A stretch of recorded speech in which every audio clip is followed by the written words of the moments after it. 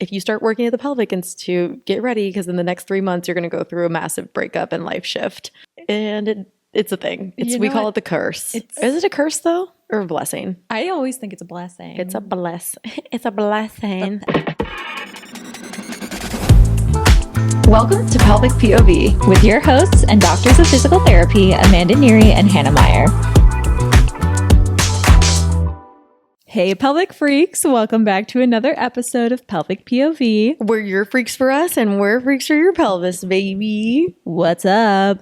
What's up? We said we were going to stop doing that. I know, I hate it. Why did you do that? Oh, I'm running out of outfits. Okay, well, let's go shopping. So here's the thing. I'm sold. No context. Let's go. I'm running out of things to wear on this damn podcast. Guys, what should we wear? I'm starting to Did I wear this before? Who knows? I genuinely don't know. I don't think so. I'm sweatering. I'm trying to layer different things together so it looks different. But at some point, I'm going to have to start repeating, you know? Yeah, that's fine. You can do that. It's been like 8 months. Oh my God. It's like our 8-month anniversary. Yeah. Almost 8 months. That's wild. That's crazy. What a time. Guys, I can't believe if you've been with us since day one, comment on this podcast episode and be like, I've been here since day one and I love you guys. Yay. And we would love to see it. Leave us a comment. Also, if you've been here since day one, you haven't left us a rating, please leave us 5 stars on whatever platform you listen on. It helps us so much reach new audiences, and we want to get this pod produced so we aren't spending 20 hours a week on it, ideally. Yeah. We can cut that out if you want, but I like it. We are spending a lot of time on this podcast episode. If it doesn't look like it, I hope it does because we be trying. But we would love to focus more on the actual content and less on the production, which we need more viewers for. And ratings also help us get really cool podcast guests that we can get on for you guys. Mm-hmm. So we can talk some really important topics. Like we just had our podcast episode that released on sexual shame a couple weeks ago. And that was awesome. We had Alicia on here to interview her on her book. We've had Dr. Lay. We've had so many different people, and we want to keep bringing more interesting conversations. Yeah, absolutely. You know how we talked about smear campaigns a while back and Blake Lively and Justin Baldoni? Yes, I thought you were going to talk about fecal smearing, but I'm bringing it back up one more time. Did you hear what I said? Yeah, we're not talking about fecal smearing. Okay, cool. I'm bringing this up one more time because just to reiterate our point, Joe Rogan on his pod, I saw this on social media that he talked about how awful Blake Lively was for what she did to Justin Baldoni on his podcast. So I just want to say on our podcast, if you disagree with us, you're agreeing with Joe Rogan. And that's all I'm going to say on that. Also, the U.S. is doing a lot of smear campaigns right now, politically speaking. I'm scared. Yeah, it's really rough. Can we talk about the Texas bill? It's not a fully a bill yet, but it's in the works where they're classifying vibrators as obscene devices. Yeah. Did you see my post? And Belasico, I call it Belasico because that's their @ name, but Belasa put this on their Instagram profile and I shared it. But they had to censor vibrators and not gun in the post. And I just thought that was so interesting. Yeah. Interesting meta. Interesting. Interesting country. Interesting mindset. Interesting. Crazy. Yeah. But from what I saw is that they're going to try to limit 6 per person, 6 dildos per person or something crazy like that, which is wild. And also that you need to show a photo ID in order to buy a vibrator. I know your face is literally crazy right now. So I didn't know I didn't know about this bill. You're going to have to show a photo ID in order to buy a vibrator in Texas. I saw the post, but I thought it was more about social media censoring. I didn't know they actually proposed a bill. No, this is a thing. I want to look it up, actually. My blood is boiling. Let's 24 hours ago. Texas bill would require photo ID to buy sex toys online. A new bill introduced in Texas by State Senator Angela Paxton, wife of Attorney General Ken Paxton. A woman is introducing this. Yeah, tale as old as time. Would require age verification for the sale of obscene devices, aka sex toys, bought online. It's called the bill SB 3003 or 3003. I don't know how they read bills nowadays. Would require anyone purchasing a sex toy online to provide proof that they are 18 or older, such as a government-issued ID or a third-party age verification service. Violations of the law would subject site owners to a $5,000 fine and a misdemeanor charge. Last thing. Okay. It is currently illegal to own 6 or more obscene devices in the state, according to Texas Penal Code Section 43.23. An obscene device, according to Texas Penal Code Section 43.21, means a device including a dildo or artificial vagina designed or marketed as useful primarily for the stimulation of human genital organs. That's the definition of an obscene device. I kind of want to cry. That actually hit me really hard when I just read that. It just makes my blood boil. It's like so fucking stupid and it misses the mark so hard. And also, like, there's a lot of these insane bills being proposed in the country right now. And there's a lot of people that are like, well, it'll never pass. Don't worry. And it's like, this opens the door for slightly less crazy bills to get passed. Like, that's why they do this. They throw these bills out there that are like, oh, that would never happen. They would never like give someone a federal crime for blah, blah, blah. But then they'll propose something that sounds less dramatic and that will get passed. And then lo and behold, you get to that point one day. That's wild. Yeah. It's insane. Also, a woman in Georgia just got charged with hiding a deceased body as a crime because she had a miscarriage at home and disposed of the fetus, which is the medically recommended advice when you have a miscarriage, by the way.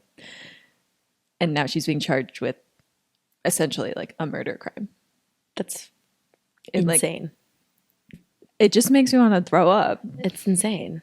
It's actually crazy. Yeah. They're losing their minds out there. If anyone heard that and they're like, well, I could see it. No, again, that's not okay. If they can do that to a woman having a miscarriage, they can do that to you for anything. If they can disappear U.S. citizens or green card holders, they can disappear you too. All of this is actually happening in this country right now. What is the purpose for limiting purchase of vibrators and dildos? It's literally controlling women. That's the answer. Yeah. It's to control women, take away our pleasure, all that jazz. Like specifically talking about taking away our pleasure, whatever, but in the overarching theme is to control women. Yeah, this country and hates women hate women. This is a woman proposing this bill. Yeah, and this is also, if you didn't listen to our sexual shame episode, we talked in depth about like women voting against their own interest with the psychologist we were talking to. And it was a very interesting take, her perspective, because this is something that is really hard for us to grasp. Like, why would you do that as a fellow woman? What's wrong with you, essentially? Yeah. So I'm not sure if this bill is passed, but it's still crazy that it's getting proposed. Yeah. And that it's of discussion amongst the other things going on in this world that are of way more importance. Yeah. It's like, why is this what we're talking about? Sounds about right for Texas. So I'm scared of Texas. I'm going there soon and I'm scared. You're going to Texas? I'm going to Austin, Texas. Well, Austin's like the place to go to. It's still Texas. I don't know. Yeah, it's scary. Like even as a woman who we live in a Chicago bubble, we don't have to worry about this stuff here. Like you travel somewhere and their laws could be totally different and you have to. It's so scary. Like what happens if you travel to Texas with a dildo in your bag now? Are they like flagging that at the airport and counting it? Like what does that mean? Or dilators. What does this mean for dilators? Yeah. You know what I mean? Yeah. A dilator looks like a dildo. Totally. And that's a device used to help people with pelvic pain. Mm-hmm. That's crazy. Yeah. And you're buying 6 in a pack if you're buying the all the sizes. Yeah. That's your limit. That's crazy. So since the government hates you and your boyfriend might too. Literally. But anyway, since the government thinks that women shouldn't experience pleasure, then let's talk about the reasons why vibrators are great. Yeah, let's double down on women's pleasure. I mean, that's really also what this podcast is. It's a protest. You know, things are getting more extreme on either side. And as the extremists on the right like to take away women's rights, we're going to double down on why we support them. And we're going to be here for y'all. So today we wanted to dive into a topic that is near and dear to probably everyone listening to this at some point in your life. And it's really like coping with any symptoms or lack of pleasure that comes from going through a breakup. So Hannah and I talked about this because the patients we treat often come in with, a variety of pelvic symptoms that we're treating, whatnot. And we do take, their home status into consideration, and we get close with these patients, and they often offer us information about their relationship status. And if there is some form of sexual dysfunction, we ask about what their sex life currently is like. So if people are in a relationship, and we talked about this in January, if the relationship itself is contributing to pelvic pain, that's an option. But we never really talked about like how going through a breakup and mourning a relationship can also contribute to symptoms or lack of sexual desire or things that you would be concerned about in pelvic floor therapy. I think going through a breakup can contribute to lack of desire. It could also increase your desire in the moment too, like where you can go either way. Yeah. Where you want to kind of hide that feeling too with sex. Yes. As well. Yeah, I think there can be that really acute spike, and then it'll like plateau and maybe dip again. Or if it's really like if you got cheated on and you're absolutely devastated, surprised, you move out in a fit of rage last March. Literally, both of us. We have this underlying joke at the Pelvic Institute. Not joke. It's kind of fucked up. It's kind of funny though. It's kind of funny. Whatever. We have this thing where if you start working at the Pelvic Institute, get ready because in the next 3 months you're going to go through a massive breakup and life shift. And it's a thing. We call it the curse. Is it a curse though, or a blessing? I always think it's a blessing. It's a bless.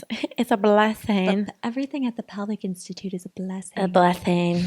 We're not a cult. We're not a cult. We support love. It's love and joy. And that was such caring. a good reel. Yeah, we have this running joke because that happened to both me and Hannah after she started here. She was the first employee that I hired, so we were the only two to test it with. Yeah. But in that kind of scenario where you're blindsided and deeply devastated, you're probably not going to have that immediate spike where you're like, I gotta go get laid. Like you're just going to be devastated and you're going to be wallowing, and that's part of the grieving process, and that's important to go through as well. But I think from our patient's perspective, if I'm seeing someone who's in a relationship and then one session they come in and they have gone through a breakup, what are they experiencing? What are they telling me that's going on with their pelvic floor? And I feel like this also contributes to similar to what we talked on last week's episode, where you're probably stressed the crap out. Yeah. Right? If your relationship isn't right, your body will know before you do. 10 times out of 10. I stand by this. And I think we've talked about that before too. We've talked about that before. And I just saw another meme posted from a sex therapist that said if you aren't sure if a situation's right, your body will tell you. And what does that mean? An example is I had someone ask me about the pelvic stress reflex, which can occur in intimacy, where you have this onset of pain, and it's different from vaginismus because it's not necessarily with penetration, but it's more that arousal stage, or it can just happen randomly. And it was someone who hadn't had this symptom before, and so I asked them. I said, what's been going on in your life? What are your stressors? And they disclosed to me that they were having relationship struggles, and they were worse than they had been with arguing and things like this. And I was like, well, that absolutely can affect we just talked about how stress affects the body. It's in the name, the stress reflex. You have this mental reaction to that, and your body's going to react to that too. And this is not normally an issue for you. So just putting 2 and 2 together without doing a physical assessment, I can gather a lot just from that subjective information. So, and going through a breakup or a massive shift in a relationship will absolutely have lingering impacts as well. Even if that happened very acutely, your body's going to that's a traumatic event for the body. And you're going to have a trickle down from that too, for at least a couple months or so, I would say. Yeah. What do we do with these patients? How are we tackling this? This is why we work so closely with therapists, sex therapists, mental health professionals, guys. Yeah. At a minimum, we're going to refer you out to therapy for this because we want to tackle both aspects. You have a potentially physical symptom, occurring with this life event. But if we don't tackle the mental aspects, then that's probably not going to get better on its own. The work we do is really important if there's tension or anything built up from this happening, but we are not a one-stop shop. We'll utilize our resources, and your plan of care can change. So if there's a shift in a relationship, your plan of care might shift to accompany that life shift. And just on the note of life shifts, this could be like losing a job. This could be anything with relationships with like children and other family members, things like that. So it doesn't just have to be a breakup, but that is like the topic of this episode. Yeah. I have patients where the priorities will shift plenty of times. Let's say like physically we're doing really well. We've got you back on an exercise routine. You've been coming to pelvic floor PT. Your pelvic pain specific symptoms are down, but maybe now it's like desire and things like that. Maybe we'll lower the frequency for pelvic floor PT so you can up your frequency with therapy. So now we're coming every other week for pelvic floor PT, or maybe once a month for check-ins for a little bit. And then maybe you need to come back more later, and maybe it'll shift. This is more for people that are experiencing kind of chronic pain that are in pelvic floor PT longer, but that's an example of what we will do when there's life shifts. Yeah. And just some examples of conditions that we can see after a big life event or a breakup would be, we talked about low libido. So that could be difficulty achieving orgasm or desire to have sex, or just having concerns about your sexual life in general. Pain, if you had a pelvic stress reflex, or if you were in a long-term relationship where you had a low-grade level of pain, and now you're piecing two and two together and saying, well, maybe that was a partner-specific pain. That's not going away overnight. So we're now working with a chronic pelvic pain, which absolutely can get better, but we want to retrain that because in your next relationship, that could also pop back up too. And we've seen that before as well, where it's like, I'm having the healthiest, most communicative sex and relationship of my life, but I still experience this symptom from my past trauma. So we definitely want to tackle any of those things that are coming up. And that's probably where we would start with patients like post-breakup.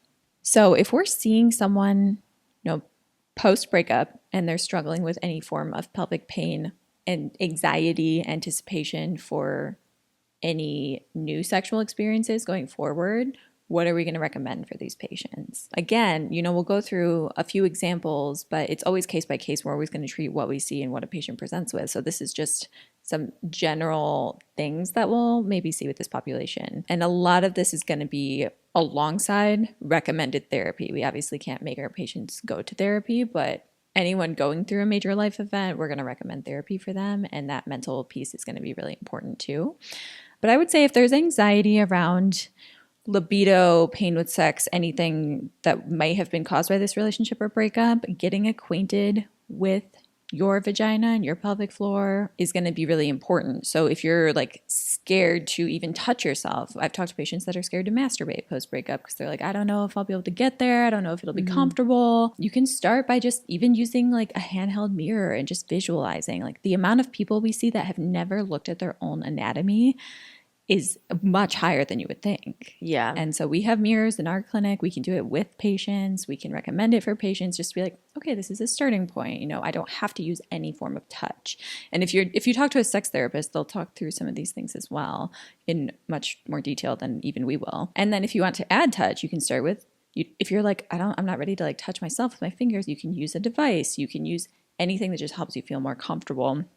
And you can like upgrade that to your finger at some point and just feel what's going on. Let your body know like, hey, this is safe. This is cool. Maybe we like this again. And it's similar to coming back from any sort of pelvic pain, right? It is essentially treating the same thing, just in a different context for a different reason. And then, when you get to a point where, okay, I have this desire, now I have a fear of a new partner. I was in this relationship for 10 years. I haven't done this before. Then we want to utilize our communication skills and easing into things and not feeling like you have to be where you were before, and just like being really patient with yourself. And then something else we'll recommend is just finding gentle movements to kind of go along with your lifestyle and routine. So whether that's breath work, mobility, down training, things for the pelvic floor, and then you can kind of ease that into like a fitness and mindfulness routine too. That's like where my brain goes with what I'm generally recommending. Yeah. And at the end of the day, too, it takes time. If you feel like this can't be your focus right now, like I said, decreasing frequency of care is totally fine. If you need to take a break from pelvic floor PT and focus on other aspects and then come back later, that's always a good thing as well. Yeah.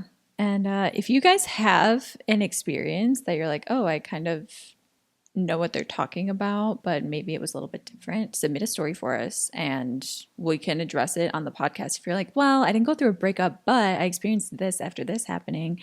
It can be another example of this. You know, breakup is something that I've heard a lot with my patients just because of the intimate nature of what we treat. So we wanted to kind of get into that today. But, you know, this can apply to many different areas as well. Any big life changes. Yeah. So make sure you're following us on social media at Pelvic POV. We have a link in our bio where you can submit a question or story for us to talk about on the pod. And we already said leave us a review, please. But if you haven't been to our website, pelvicpov.co, then check out our merch for our Pelvic Freak merch to support your podcasters. Yes, please. Bye, Pelvic Freaks. Bye, Pelvic Freaks.